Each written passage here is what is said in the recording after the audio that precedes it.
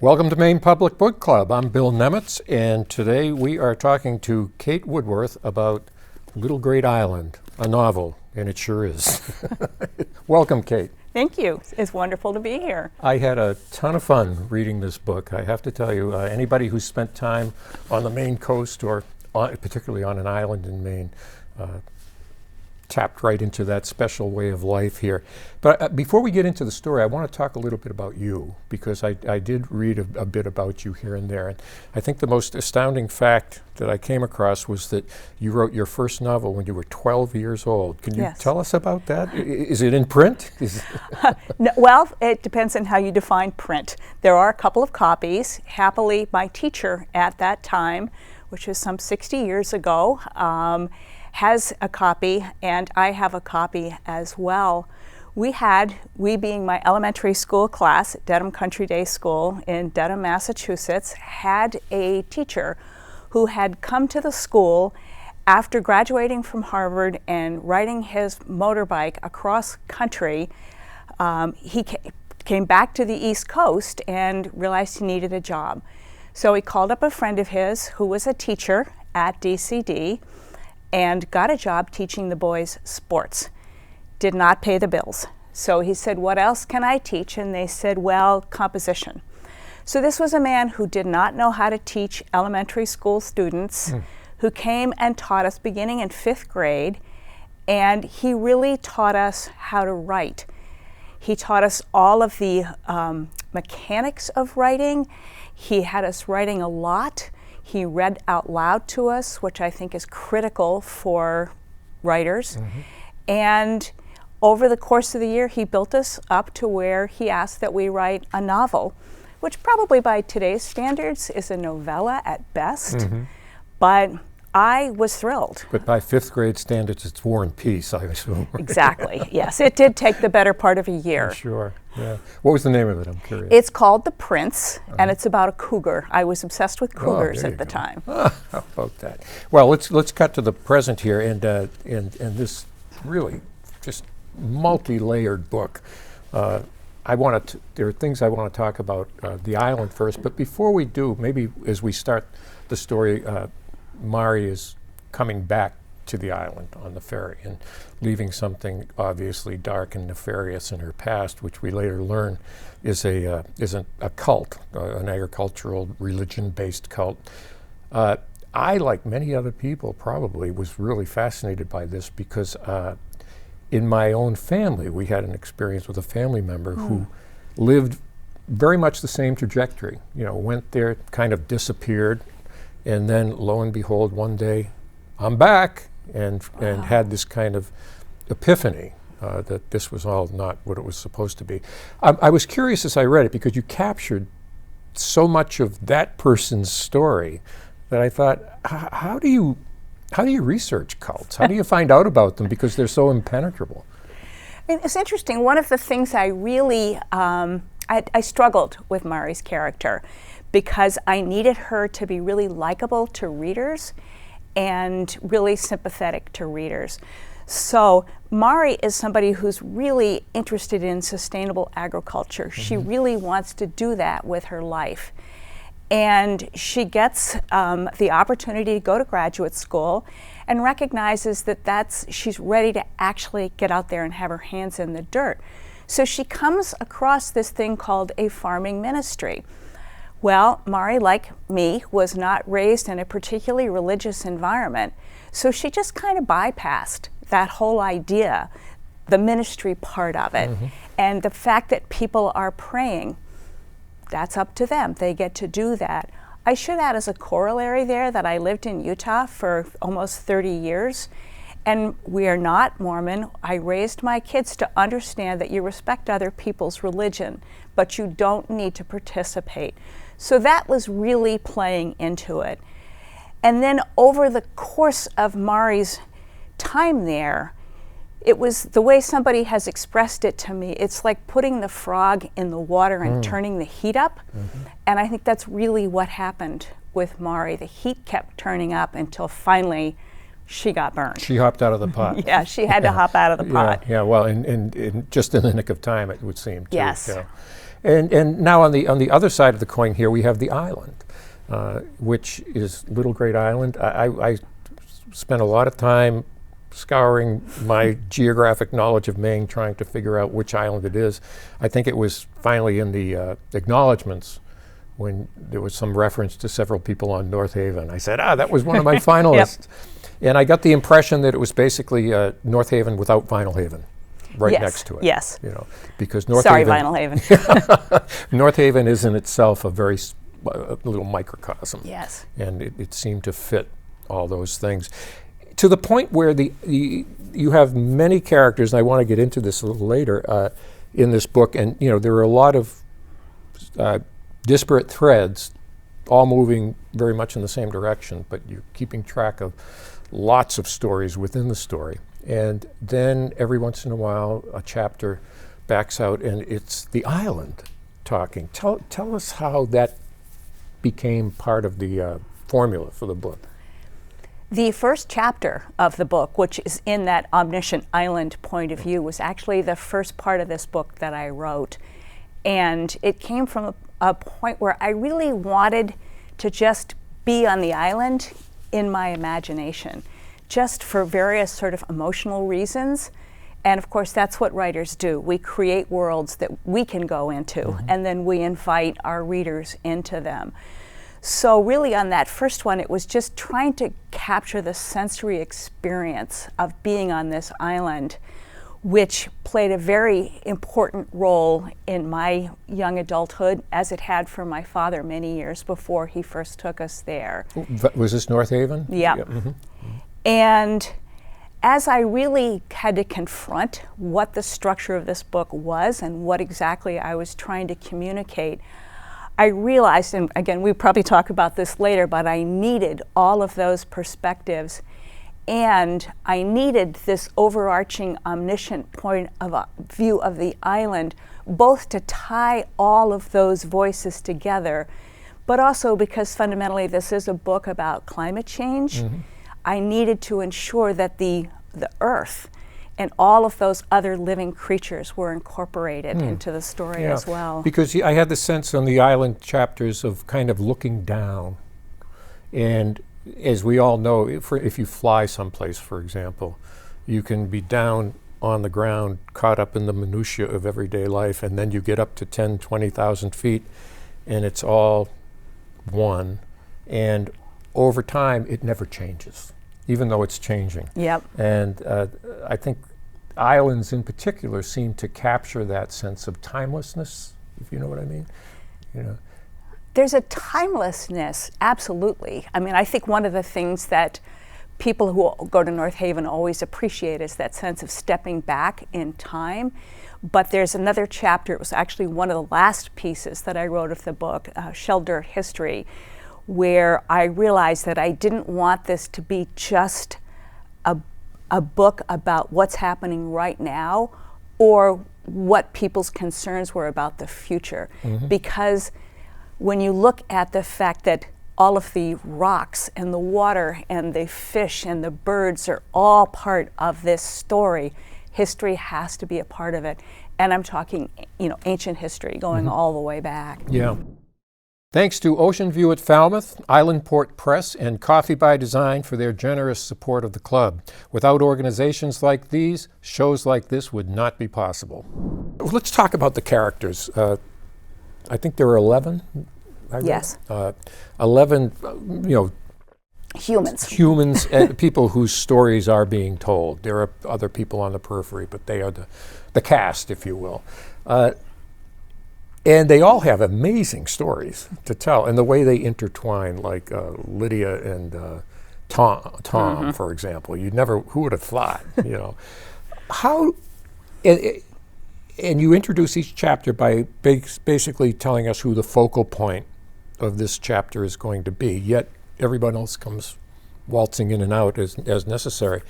How did you keep track of those stories? Did you worry, did I leave any loose ends? How did you maintain order as you came up with this story? This book took me 10 years to write. Oh my. So I think that's a big piece.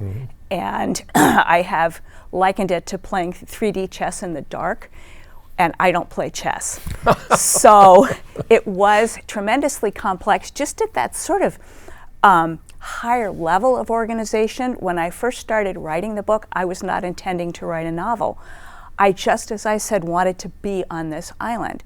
And some of that involved honing in on different people and following their stories. So when I finally realized I was indeed writing a novel, I had this sprawling mess. And I had to figure out, how do I hone this? And I realized that in order to tell the story in a way that readers could follow, I had to have two primary points of view. So that was Harry and Maury. And then I went through and I thought, what is the purpose of each of these other characters? And then, of course, I had to figure out their arc. Then I started to get to what I refer to as the jeweler's craft, where how do I keep these stories going? All of these characters need their own arc. They all have to come together in the end. And then I have to make this work for the reader. So as you pointed out at the beginning of each chapter, I have to work in those tags. So it does say you're in Reggie's point of view, or you're in Sam's point of view. Kind of a road sign. Yes, there's a road sign, but I'm not one of those people who reads road signs. So I had to make sure that within the first two sentences of that chapter, that I oriented people as to who was speaking, where they were, and how much time had passed since the last chapter. Yeah, so you don't leave something alone for too long. Yeah. Yeah. And in order to do that, I had probably my most important tool was a large piece of foam core with 3 arcs on it. One was Harry, one was Maury, and one was essentially everyone else. And then each chapter had a little Post-it note that went into the right place, and I had the page numbers for that so that I could figure out at the end that everybody had approximately an equal number of pages. Okay. So you didn't get caught up on one at the expense of the other, in other words. Let's talk about those two main characters, because we meet them. They don't know it, but they're both on the same boat coming over. And I'll start with Maury, because at many points during the story, it seems like everyone on the island is furious with Maury. Yet at the same time, it's almost like someone who just can't get out of her own way. Yet, despite all that, her motives are always honorable. And I found myself kind of going back and forth, thinking, well, like with Frank, the keeper of all business on the island. I said, well, I think, well, I can see how that would have ticked him off, So I can understand their not ill feelings, but their anger toward her. And but at the same time, I kept thinking she didn't mean for them to feel that way. So what does that say about the community?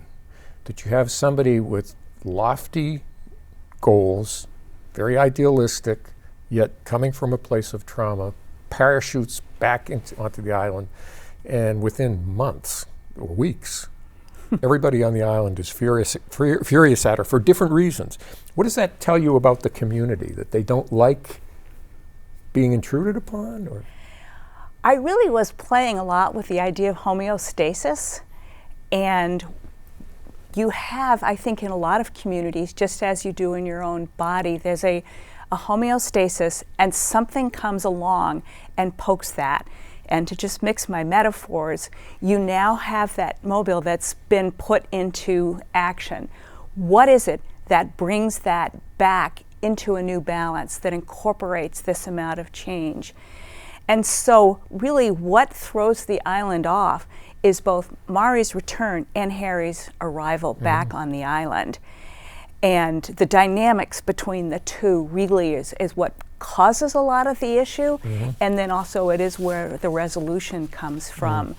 So I think I was really poking more at not like, is this community responding in a bad way or good way? Because I really, really tried very hard throughout the book not to have those kinds of sort of dichotomous moral judgments, Yeah. but just to make sure everybody was coming from a place that was going to be understandable to readers. The same is true of the whole community. They have their reasons for responding to Mari as a person and to what Mari is trying to do. Some people feel very threatened by her. Some people have a history with her that shows up again in the present. Some people think she should just be someone other than who she is. And that sounds like life. Have a favorite quote from this book? Want to know if anyone else is thinking as much about a plot twist as you are? New this year, join us on Goodreads to chat with your fellow Mainers about our book club picks throughout the season. Learn more at www.mainepublic.org/book club. Now back to the book. You mentioned Harry, and of course he's the other, as you said, two, if there are main characters, it's those two. And it struck me that how long it took for them to fall in love. And from the first kind of chance encounter, I think it was the day after they arrived, or very close, where she's out walking and they have that kind of tentative chat as they're walking down the road together. And at that point, I started thinking, something's going. This is way too distant to stay this way. But yet it took a long time, and I found myself wondering whether they're both.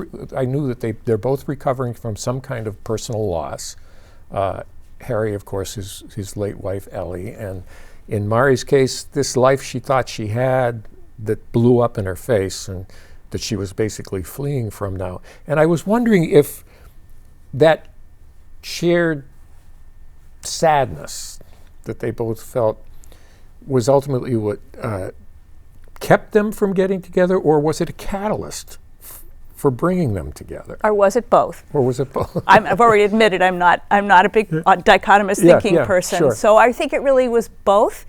And as you were saying that, I realized it might have been a reflection of the fact that the author had difficulty coming to the realization that there had to be a romance between those two.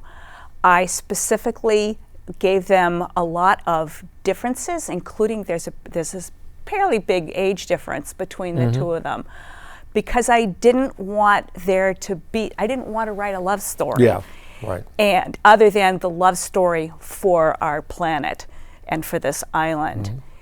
So it took me a while, but I think also what I really began to realize with the two of them is their ability to heal each other. And both of them are, as you say, they're quite in pain. They've been both deeply, deeply wounded. And that felt very real to me too. Both of them have been wounded in ways that do not automatically trigger people around them to come be supportive. Obviously for Harry, he's lost his wife, but it's been 2 years. And so there's that sense of, well, why haven't you moved on yet? So they had that in common as well. Yeah. We also have this gulf, if you will, between the island people, the year-round island people and the summer people, which is true in any, in many, I should say, communities, particularly along the Maine coast. But it seems to be more pronounced on an island because you can't get away from each other. Talk to us about that inherent chasm between the summer people and between summer people and the year-round people, yet at the same time the codependence that they have on each other. And I actually see it as a very symbiotic relationship. And I did not want to tell that story of the summer people versus the year-round people. It's been done. And again, it's that dichotomous thinking. And I wanted it to be more complex than that. And so as you look at the different individuals from each of those two different sides, they're not all lining up on what should or should not be done. Some people are in favor of the changes that Harry is suggesting or has gotten himself into, and some people are in favor of what Mari's doing. And I really wanted to include that as well. I think because for me there's always a repercussion of how I see things playing out with climate change, that's where the difference comes between the affluent and the less affluent. Because one of the things about climate change is your money's not actually going to save you.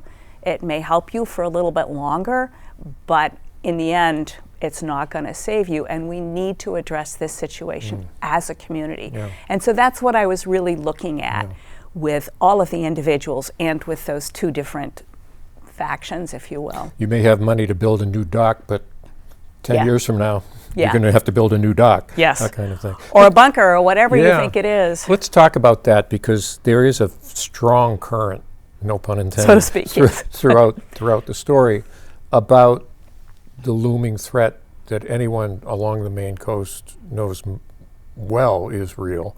And going back to the island as a character, the threat that the island is under here. How, and you did that, it was very subtly. I mean, it wasn't like, I didn't come away thinking this was a climate change book. Yet, there was a very strong theme throughout the island, throughout the story about the threats that the island faces. At what point, what prompted you to, aside from how it figures into island life these days, what prompted you to make that such a powerful theme? It kind of goes back to the genesis of this whole journey of writing this book, that over here, I was really concerned about climate change. And one of my concerns was nobody is doing anything. You know, again, this was at this point like 12 years ago. So we had our cloth shopping bags. We were trying to remember not to use the single-use plastic bottles. But it wasn't, I was probably more hysterical than most of the people in my world.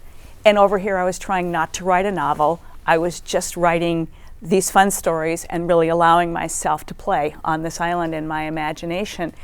And then one day I thought, wow, I actually can't wander around talking about how nobody is doing anything about climate change if I'm not doing anything enough. So I started really looking at that and looking at things like becoming an activist, trying to be a donor, and things that just really did not fit for me. And then I had the, oh duh, I'm a novelist. So I started looking around at other climate fiction. I had not actually heard that phrase when I started doing this. And it seemed to me that most of it was post-apocalyptic, it was science fiction, it was dystopian. And look what you've done kind of thing. Yep. Yeah. And we've, you know, these are the handful of people that have survived, and now here's how we're going to try and move forward. That's not the kind of story I write. And the other thing I noticed, those books had been around for a while, and it wasn't moving the needle. It was not making a difference. So I thought, well, why? And one of the things I thought of was because it allows people to think that climate change isn't actually happening right now. So that's when I realized I need to set this right now, and I wanted to set it not in some far-off country, which is probably not far off to the people who live there, but I wanted it to be a place that was familiar. And I thought, well, I have all this material I've written about Maine, and even people who've never been to Maine have a picture in their head, that whole kind of the iconic Maine. It fit. So that all really came together at that point. You talk about, again, with Tom, the butterfly effect. Which I thought was great, in terms of, particularly when in the context of his diplomatic career. But that really plays into what you're talking about here. You writing a novel, was that you spreading your butterfly wings? Yes, absolutely. And trying to have an impact, because it seems that it did catch on. And I'll jump ahead a little bit to the ending of the story, because I'm thinking, this can't end with the executive retreat. I mean, I'm going to walk around for 3 days in a funk if that project happens. And then near the end, I think it was Harry and Mari come up with the new and improved plan that involves farming the land and all that. And and it just plays out to the point where I guess the only people who aren't happy are the Duncan guy, the developer. Yep. But did you decide early on, I want this book to end on an optimistic note, to have the quintessential happy ending, as opposed to something more apocalyptic? I absolutely believed I had to end the book on a note of hope, because as part of writing this book, I did a lot of research on cults, on lobster, on all things lobster boat. I talked to a lot of people. I don't actually know a lot about sustainable agriculture, and I know even less about farming on an island in Maine. Luckily, I know people who do farm on islands in Maine. A lot of research. And in what kind of development might you put on this island? And then I did a lot of research on why have people not responded more to not only climate fiction and all climate writing, even the nonfiction, but to the news. And I thought it's an existential threat that we're facing here. And that's really hard to wrap your head around. I did not want to be that person standing on my soapbox and shaking my finger, because that's not fiction and it's no fun. I also didn't want to leave people with that sense that everything is inedible. That thought process connected to my paying career, which was as a medical writer working primarily in cancer centers. And one of the things that people who have been diagnosed with cancer and their families need is hope. And I thought, okay, I want hope. How do I leave this on a note of hope? And that's where I really started to look at the butterfly effect for the reader. Yeah. Well, it ends on a hope. I found myself uplifted by the ending, and Good. And I hope they're all doing well right now with their new organization and their new identity as an island. I wish we could keep talking for 2 more hours. There's so much. I mean, I'd love to hear your take on some of the characters, but unfortunately, we've run out of time. I want to thank you for this, and I want to thank you for the book. Because it really, as somebody who's been in Maine for close to half a century, it made me feel a lot better about what could happen, as opposed to what some people say will inevitably happen. I'm very glad to hear that. Thank you. And thanks for joining us. Thank you.